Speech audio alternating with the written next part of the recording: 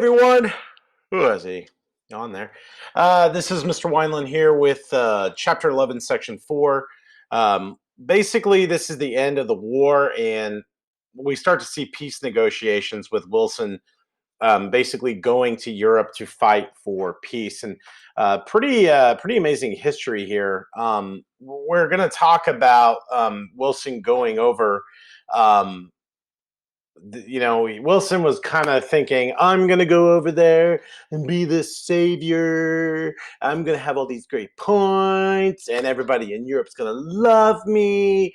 But he didn't expect is when he gets over there that basically the leadership didn't really care what he had to say. What we see is that, he did get a hero's welcome, because here's one interesting thing about Wilson going to Europe. He's the first American president to travel overseas as the president of the United States, to get the official going into another nation overseas, official statement, official landing as the president of the United States in Europe. I mean, that's the first time that that he had crossed international waters and stepped in another country. So it's pretty amazing, the history that he made there. But he gets welcomed and everything. But what he ends up finding out is that things are a little bit more difficult than what he thought, because this became more than just ending a war. It became now people like, Armenians, Jews, Ukrainians, Poles, or from Poland are fighting for independence and wanting support. Your definition for 14 points is everything right here in blue. And then number 14 is the first 5 points. You might need to pause this. If you want to pause right here in the presentation to write everything down, that's probably best. I'm going to move on to the next slide when I'm done talking about it. But your definition for 14 points is right here in blue. And then number 14 is all right here in the first 5 points. But basically on January 19th, January 18th of 1918, sorry, Wilson goes over there with the 14 points. He basically laid it out to Congress that this was his plan for world peace. And in the first 5 points, it's divided up into 3 groups, but the first 5 points issuing what he addressed as preventing another war. What am I going to do to ensure World War II doesn't happen? So number 1 for number 14 is there should be no secret treaties among nations. Again, that's going back to what happened with the Zimmerman notes with Mexico and Germany. 2, freedom of the seas should be maintained for all. So making sure that you don't have Germans just basically bombing anything they want. Tariffs and other economic barriers among the nations should be lowered or abolished in order to revitalizing the economy. Arms should be reduced to the lowest point consistent with domestic safety, thus lessening the possibility of a military response during diplomatic crises. Basically, with the invention of the machine gun and also bombs and all these different things, he thought maybe we should scale back, less weapons. Let's not try to get this impression that we won another war. And then colonial policies should consider the interests of the colonial peoples as well as the interests of the imperialist powers, meaning let's get rid of empires. Let's start focusing on trying to give people their independence and not try to build these big empires. Because what Wilson realizes is that imperialism is the primary reason why we were in this war. By building all of these nations up and then trying to show off our power came up a big problem. The next 8 deal with boundary issues. And then the 14th point was establishing, and this was the whole, what he thought it was a nations that would help address crisis and prevent a war. So all issues that he wanted to address with the 14 points. And we're going to, if you need to finish writing, go ahead and pause here, but I'm going to move on to the next slide. What ends up happening, your answer number 16 is here, French, and then minimize myself so you can see number 15 is League of Nations.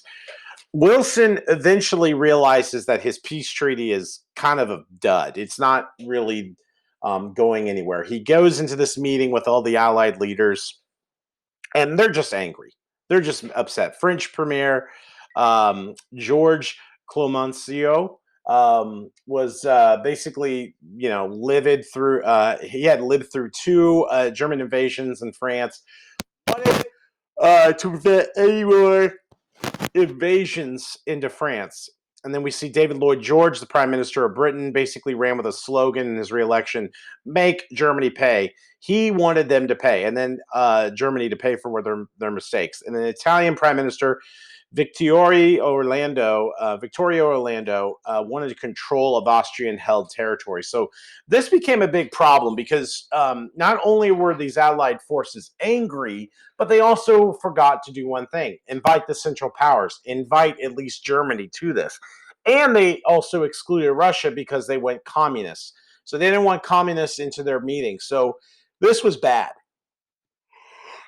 So, and what doesn't help is that Wilson's trying to keep these guys from getting too upset. And here's the other thing that's not mentioned in your history: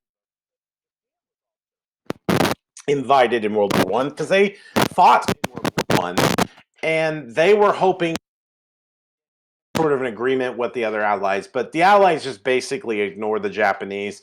There was a lot of discrimination community into this. So you see that the Japanese walked off going, "Okay, we got to do this on our own," and that is another factor of World War II. That is going to cause problems. So we're not going to give up on our imperialistic ways. Survive. I think Russia.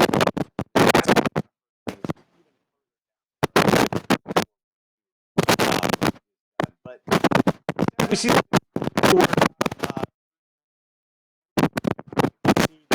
points, except 14 points, point League of Nations. We do see on June 28, 1990, the Big Four and the leaders defeated the nations gathered in the Hall of Mirrors, the Palace of Versailles.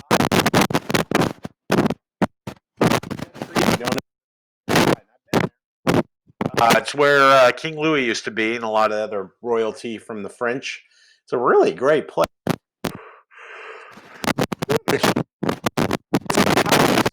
it's more of a museum and stuff.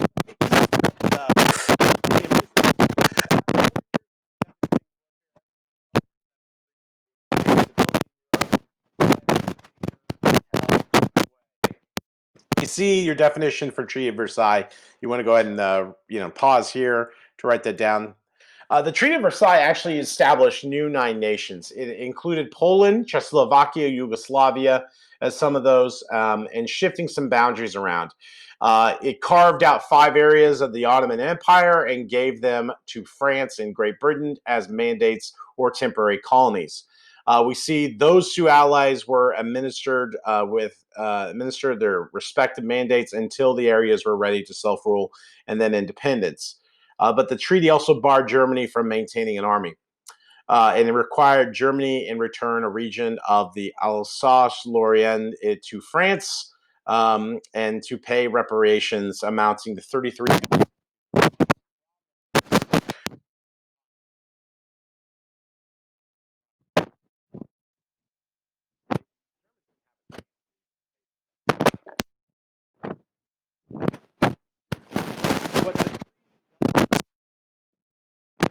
Excuse me.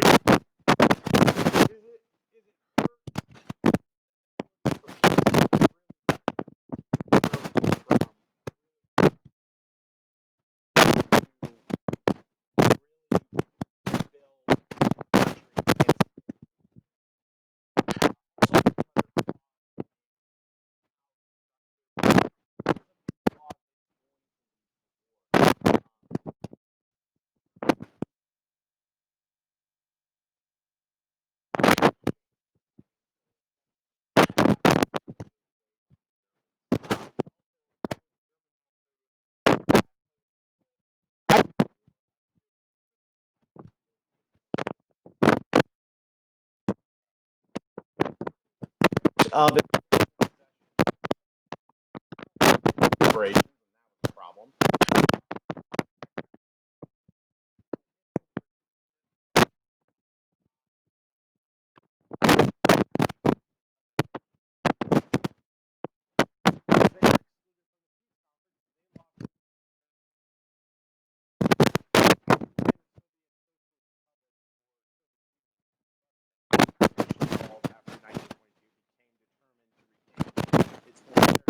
That's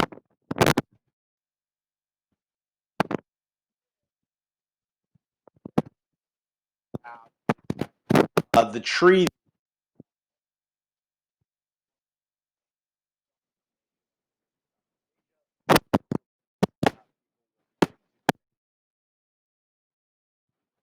Nations. This becomes a problem for the late 60s.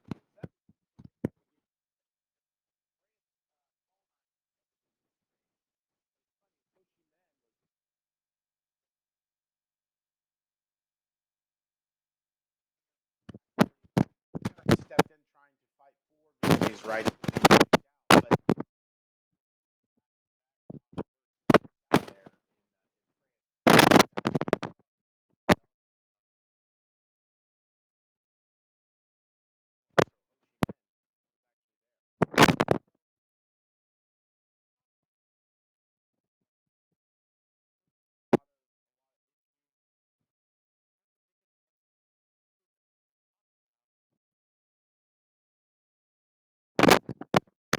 World War I, because you can see here, there's a lot of German regions here on this map. Now some of them, so some Germans and Russians, Germans, Russians, and all, and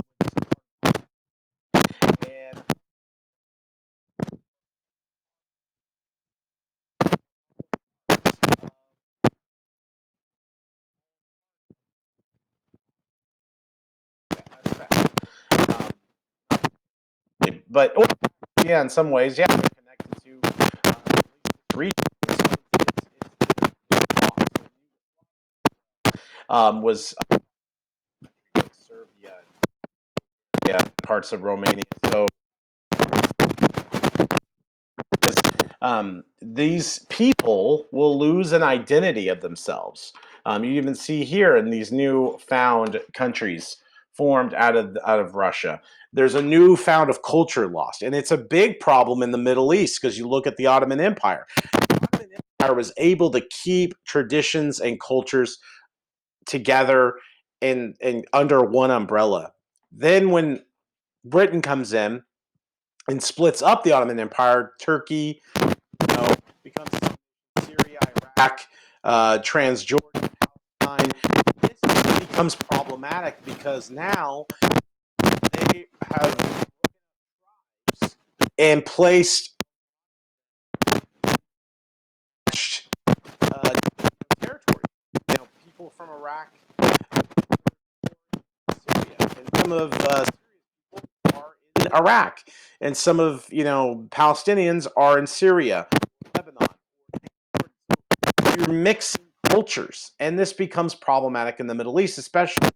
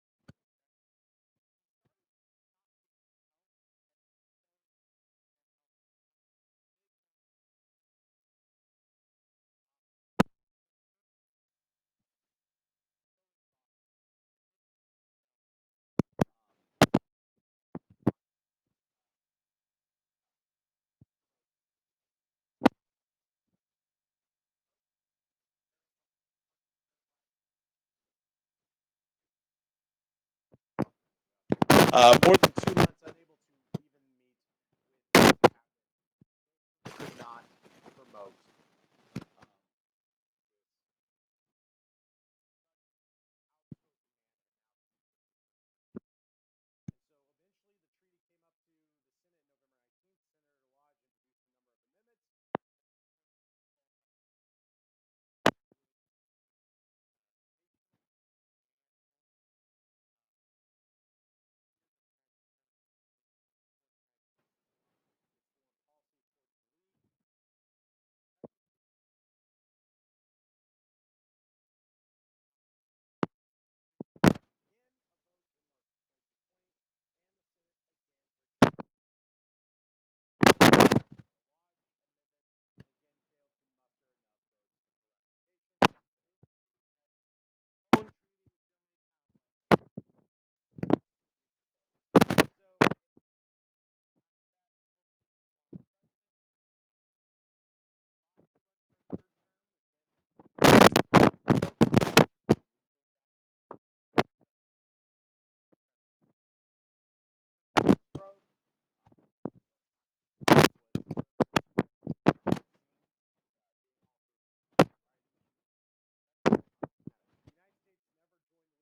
of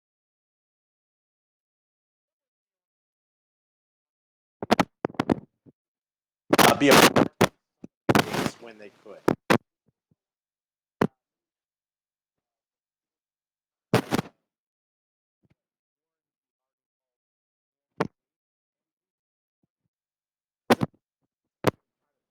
However, both the United States and the rest of the world had been utterly transformed by the war. At home, World War I had strengthened both the United States military, accelerated social change, especially for African Americans and women. Propaganda campaign had provoked powerful fears.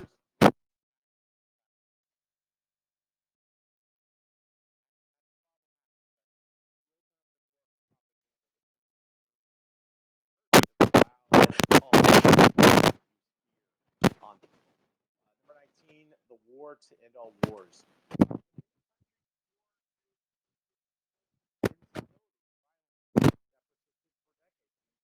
Still a lot of destruction over there in Europe, and not a lot of healing. One country that gained their independence.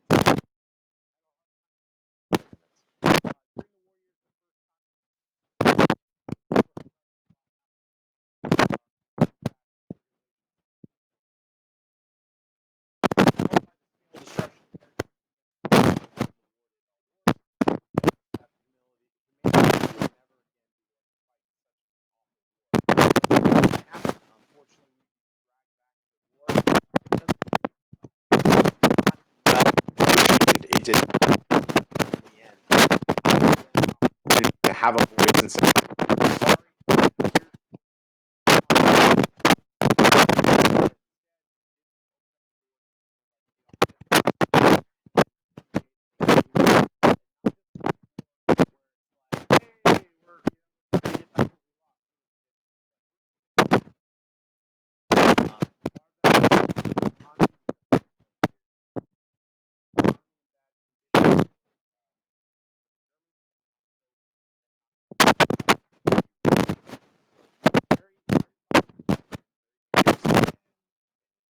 sad. All right, that's for chapter 11. Hope you guys enjoyed.